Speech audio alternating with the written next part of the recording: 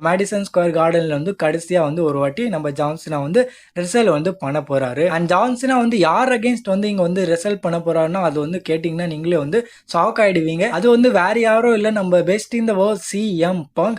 So CM bunk versus நம்ம ஜான்சினாக்கான match வந்து நடக்கலாம்னு வந்து ரிப்போர்ட்ஸ்லாம் வந்து சொல்லுது. ஸோ ஜான்சினா வெர்சஸ் சிஎம் பங்கான ஒரு கடைசி மேட்ச் வந்து நம்ம வந்து பார்க்கலாம் இந்த மண்டே நைட் ரால.